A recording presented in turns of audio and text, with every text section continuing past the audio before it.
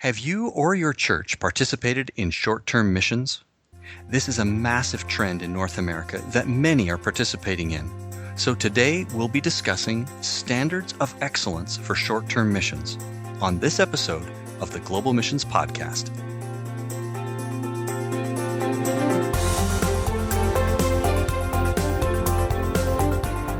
Welcome to the Global Missions Podcast, a podcast for Christ followers who want to participate more effectively in God's work both at home and to the ends of the earth. Visit us at globalmissionspodcast.com to find show notes, resources, and previous episodes. Here's your host, Rob Magwood, better known to his friends as Mags. Hi everyone, we are glad that you've joined us as we continue to discover together how to more effectively participate in global missions. My name is Mags, and I am really looking forward to today's discussion. Our guest is Don Johnson, and our topic is Standards of Excellence for Short-Term Missions. Just before we get to that interview with Don, we'd like to share with you this resource. Do you know a missionary kid returning to Canada this summer? Ever wonder about the depth of the transition they experience in their lives and what support systems exist for them? Reboot is a week-long retreat for MKs that helps them to process this transition in a Canadian context and connects them with other MKs experiencing the same changes. Visit globalmissionspodcast.com today to learn more about Reboot camps happening this July and August in Calgary and Kitchener. And now, here's our interview with today's expert guest. Hello again, everyone. I am pleased to welcome you to today's expert interview. Our guest is Don Johnson. For those of you that haven't had the chance to meet Don, he and his wife have served with Send International for 28 years, serving in Alaska and in Russia. And for the last 10 years, Don has served by leading the short-term missions department in the United States office of Send International. He is also the vice president for the Standards of Excellence in Short-Term Missions. Don, welcome to the program. Thank you, Max. It's good to be here. Just before we get into the heart of today's interview and this expert content on short-term missions, Don, would you just take a couple of minutes to share a little bit about yourself, maybe about Sherilyn, and how you came to be passionate about short-term missions? Sure. As you said, we live in South Carolina. The reason we live in South Carolina is my wife is a counselor with Godspeed Resources Connection, providing counseling specifically to missionaries, missionary kids, parents of missionaries, anybody involved in the missions world. And my current role is assistant to the U.S. director, and so I do a lot of traveling, speaking. So as long as there's an airport close by, I can go wherever I need to go and do whatever I need to do. And as far as short-term missions then, you've served in a lot of different ways, and now you're deep into the short-term missions. How did that come about?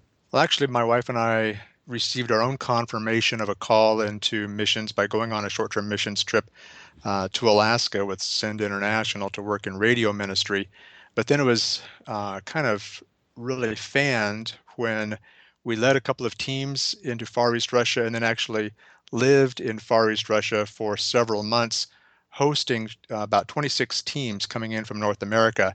And during that time, we saw both the positive and negative aspects of short-term missions as well as the potential that short-term missions could have. So we see that this huge trend is underway in North America. It's enormous investment on the part of the North American church. There are many who love and participate in short-term missions. There are those that are concerned that we're not doing it well. Would you just take a minute and summarize for us what you feel the value of short-term missions is in these days? Well, first, let me just validate those that have concerns, that see the potential for harm. The research is out there, and there is a lot of bad press regarding short-term missions.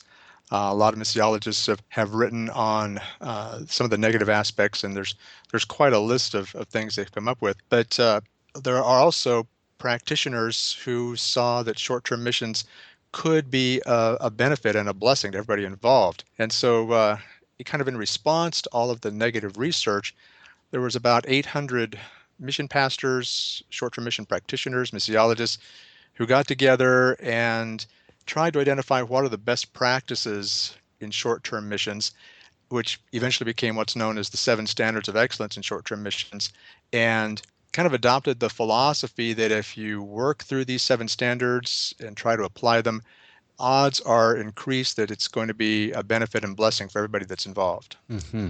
800 contributors, or maybe more by now, but obviously this is a lot of experience that came into this conversation. Yeah, and it took place over several years back in the early 2000s as, again, these negative reports, research were showing some of the potential harm of short-term missions and evaluating, okay, we're seeing some positive aspects of short-term missions. What contributed to that? What's the basis for those? Why are, sometimes it's positive, sometimes it's negative. And through that, really gelled out these 7 standards. Well, I'm looking forward to these 7 standards. I'll just mention to those who are listening that we take show notes, and you can find that all on the website. These 7 standards will be all written down, and you can visit www.globalmissionspodcast.com and get all of the notes there that we'll provide for you. So, Don, let's jump into these 7 standards of excellence for doing short-term missions. What are they? And give us a short description of each. Okay, well, the first one is God-centeredness, which kind of sounds like a no-brainer that obviously your short-term mission would be God-centered. But the reality is one of the first breakdowns is too often the short-term mission is more centered on accomplishment or on funds or promotion or tourism. So they made that the number one standard. An excellent short-term mission is going to seek first God's glory and His kingdom, and that's going to define your purpose for the trip. It's going to be demonstrated through the lives of the people involved, through the methods used, etc. The second standard is empowering partnerships. An excellent short-term mission is going to have healthy, interdependent, ongoing relationship between the sending and receiving partners. It's going to be expressed through having a primary focus on the intended receivers as opposed to on those who are going. But at the same time, it's going to have plans that'll benefit all participants. Mutual design, an excellent short-term mission, is going to be mutually collaboratively planned so that each outreach will benefit all participants, and it's going to align the trip with the long-term strategies of the missionaries on the field or the national church or whoever the partner is. Comprehensive administration. This is kind of like all the paperwork is done well, all the logistics are handled well. There's integrity involved. There's truthfulness in promotion, finances, results. Appropriate risk management, taking a look and seeing, what are the potential problems here, and then making sure that all those issues are addressed appropriately. Fifth standard is qualified leadership. Often that's where things break down. Someone has not been prepared adequately to actually train and lead a team. Mm-hmm. Standard number 6, then appropriate training. Excellent short-term mission is going to really make sure that each participant is fully equipped and prepared for that mutually designed outreach, and the training is not going to be, just a, kind of a one and done. It's going to be over a period of time. It's going to be biblical, and it's going to continue even like through the process of going on the trip. And then the final one actually kind of, relates in kind of a orderly fashion. It's the final kind of aspect of the short-term mission. It's the thorough follow-through. An excellent short-term mission will make sure that there's adequate debrief and appropriate follow-through for all the participants. And that debrief it takes place pre-field, on-field, and post-field, but especially post-field with appropriate follow-through for all the goer guests. Wow, well, that's a bundle for sure, but 7 standards. And what you submit from the Standards of Excellence committee is that if a church or an individual who maybe is leading a short-term mission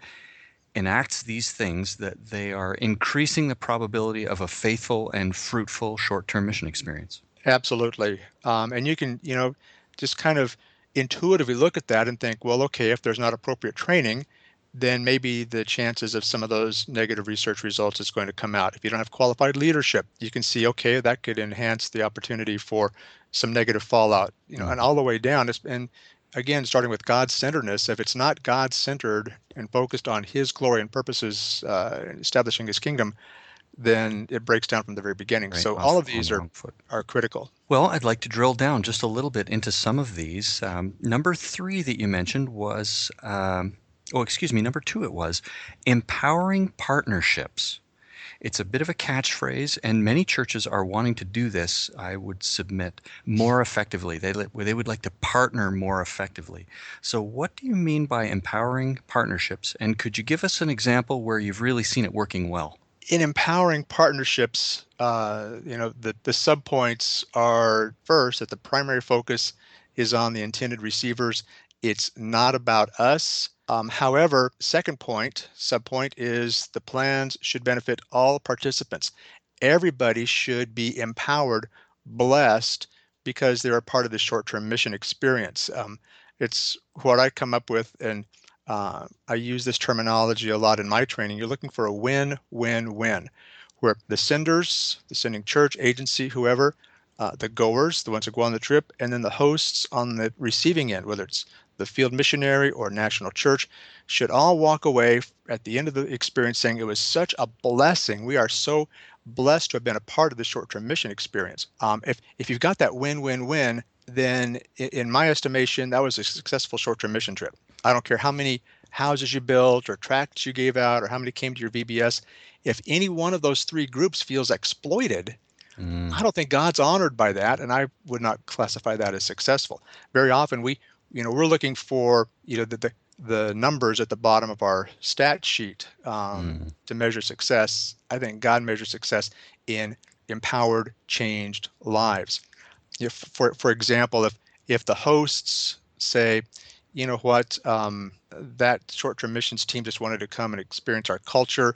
This was like missio tourism, and we were kind of the free hosts for the deal. They might feel exploited. If the goers come back and say, we were really looking for partnership here, but they were just looking for a conduit for North American dollars, they might feel exploited. And one of the concerns I hear most often from pastors, missions pastors, is they sent out a team. The team seemed to have a good time. They came back all excited, but after a few months, it seemed like nothing really changed. There was no ongoing growth, or nothing was brought back into the church to benefit the church or the sending group. And so if any one of those situations comes up where no one feels like this was a positive experience, or where anyone feels like they were exploited, then that was not an empowering partnership. In an empowering partnership, discipleship happens not just with the goers, but with everybody involved. That's great. And the inclusion of everyone there. Partnership sometimes implies just two, and there are three in this partnership, all working together toward a God-centered outcome. Often it's the senders who, in a sense, kind of get forgotten. Usually, we emphasize the primary focus is on the intended receivers, because so often a lot of teams have gone out with the primary focus being on the team members and how they're going to grow or be blessed. So if you kind of take a step away from that, then you include the goers and the receivers. But still, then the third group, the senders, often are the ones who kind of are taken for granted, and the concern about, well, what was the blessing for them in this gets forgotten. And so that's a critical aspect that we want to always emphasize. Don, is there an example that you can think of offhand where this has really been demonstrated with excellence?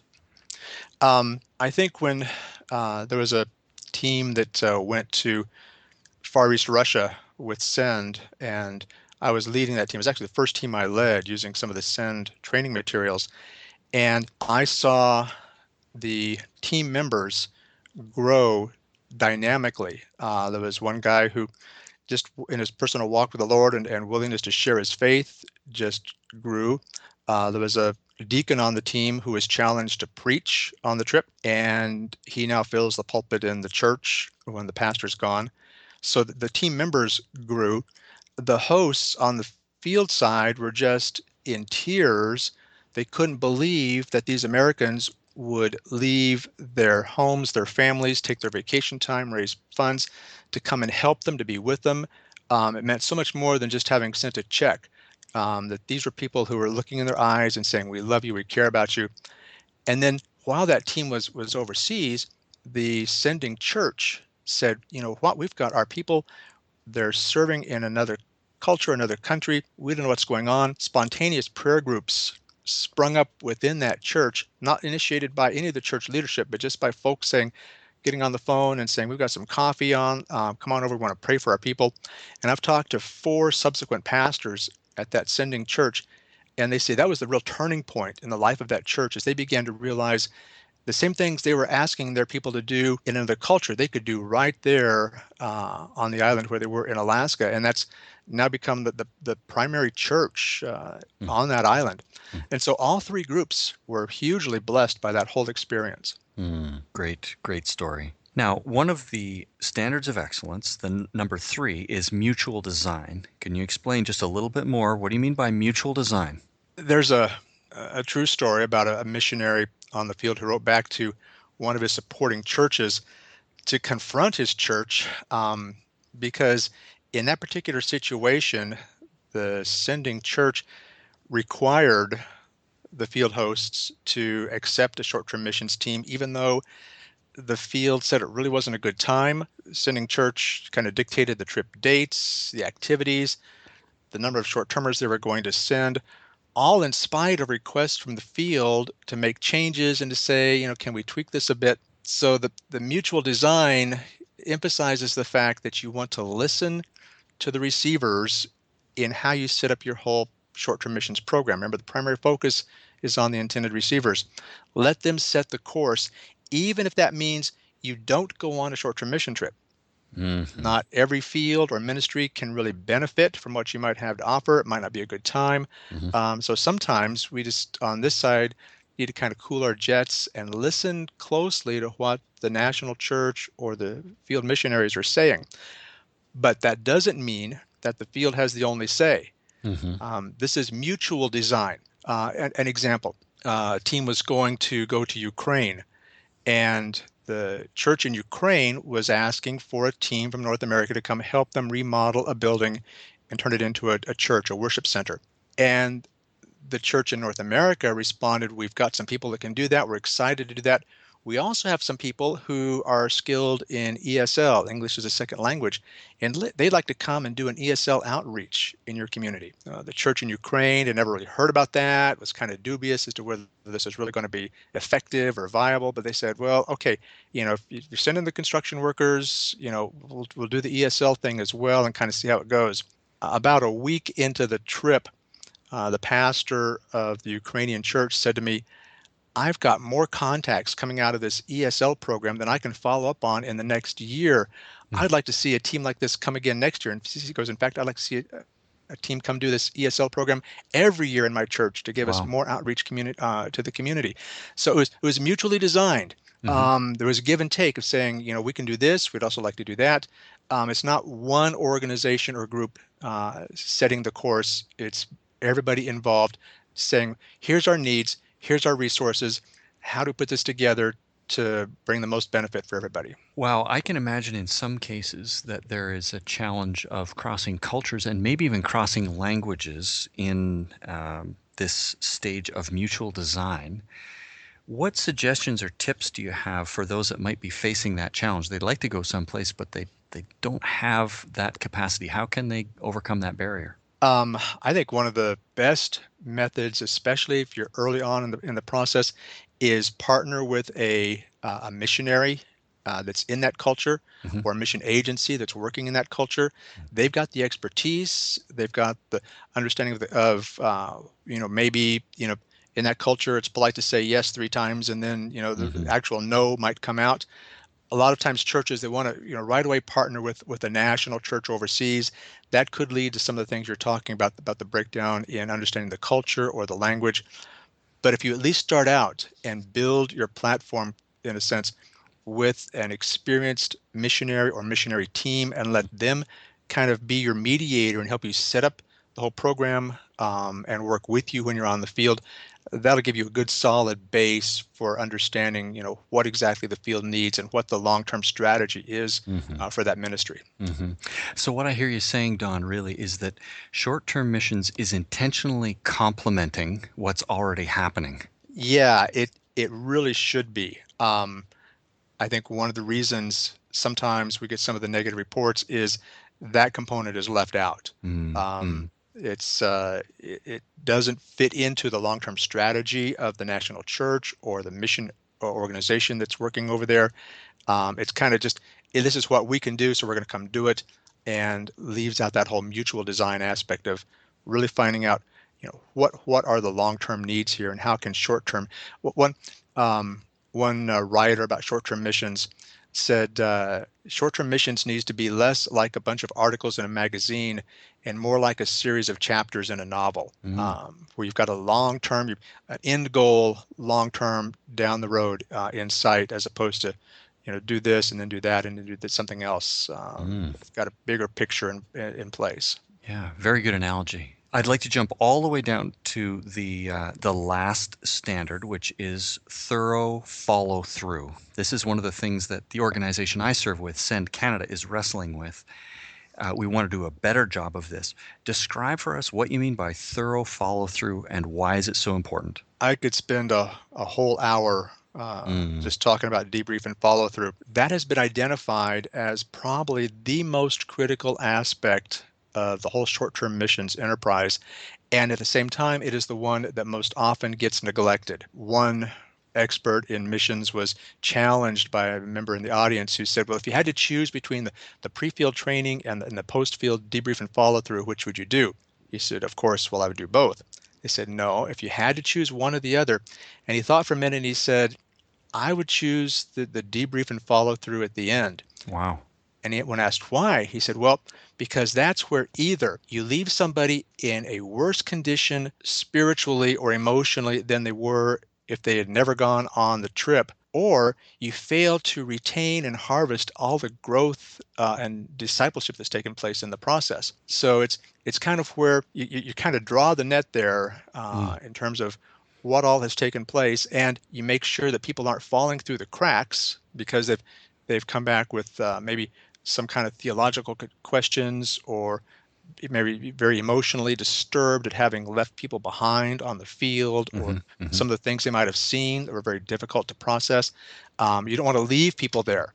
At the same time, you might have probably, hopefully, more likely, you have people coming back who are excited. They've seen God do great things in them. Maybe they've discovered some new gifts that they didn't realize they had.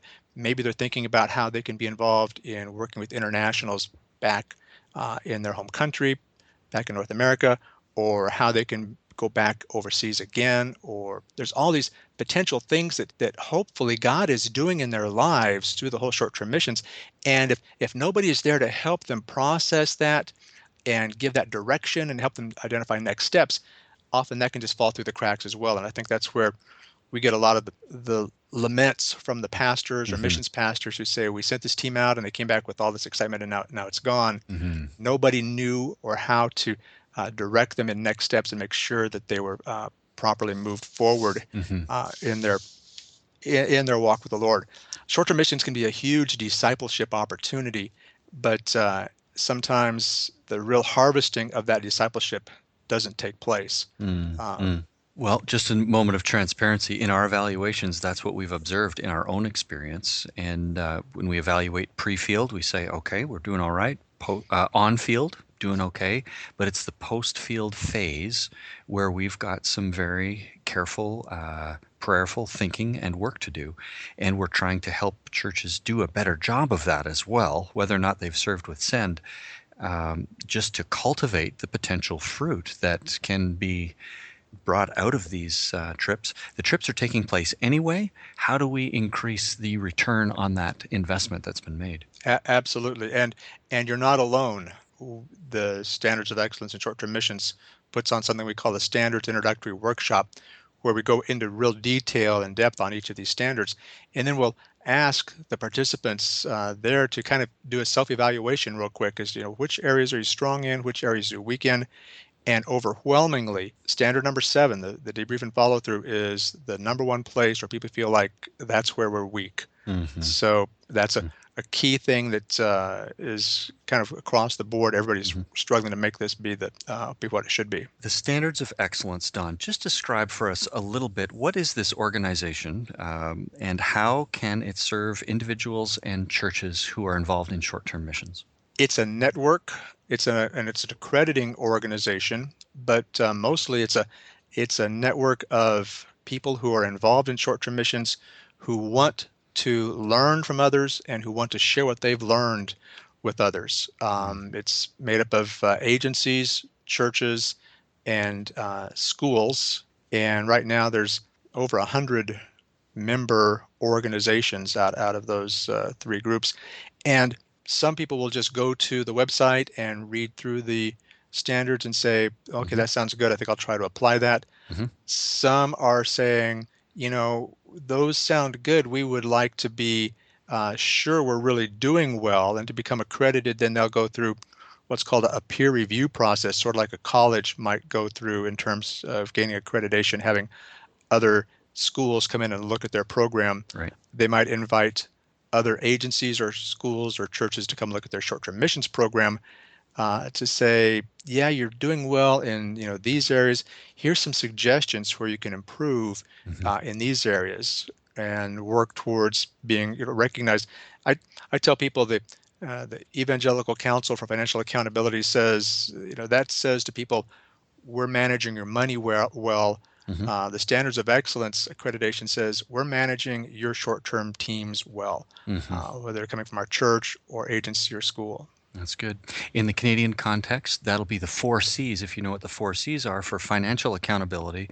This, the SOE, Standards of Excellence for Short-Term Missions, is with regard to short-term work. I want to add here that we've asked Don for a list of resources. I'm not going to take time to ask you about them now, Don, but on the show notes, you'll find a list of websites and books and resources that Don recommends if you'd like to do a great job of short-term missions. You can find that in the show notes. Don, just as we close, we know that we've just scratched the surface of a great topic here. You've given some great practical feedback and ideas for us. If people want to learn more about this, about the Standards of Excellence, how they can do a great job, how they could be in touch with you, how can they learn more? Well, the first thing, of course, would be to go to the Standards of Excellence website, which is www.soe.org. And they can go into more details. You can read the whole definitions of each of those standards and what they might look like being fleshed out. And also there's listings for opportunities to attend a standards introductory workshop where people involved with the standards can come and share personally how it works, what it looks like, and how you can apply some of these standards in your short-term missions program. And then I'm also available by email. My email address is djohnson@send.org for people to write to me with questions. I get questions regularly that get funneled to me through the SOE website. Since I'm on the board, I'll be glad to answer any questions best I can or help direct people to the right resource. And also I do a weekend training seminar. It's a team leader training workshop to train short-term mission team leaders in how to train and lead their own short-term mission teams. And I make that available wherever there's a need and a request, so people can contact me about that as well. Excellent. And I would just add, we've had Don twice up to Canada to lead that weekend workshop. That's for the leaders of your short-term mission team. And we've had very positive feedback. They've been very appreciative of the contributions that Don has made there. So encourage people to consider that. Don, I want to say thank you for spending this time with us today. Appreciate it very much. Thank you, Megs. We hope you found today's interview to be both informative and inspiring. If you missed anything or would like to check out the resources or links mentioned during the interview, you can find the show notes we've prepared at our website, globalmissionspodcast.com. You can also use the website or our Facebook page to suggest a particular topic or expert you'd like to hear featured on this program. The Global Missions Podcast is co-sponsored by the Jaffrey Centre for Global Initiatives and Send International of Canada. Thanks for listening in. I'm your host, Megs, and I invite you to join us again in 2 weeks when we'll continue to explore this grand adventure of being Christ's witnesses to the ends of the earth.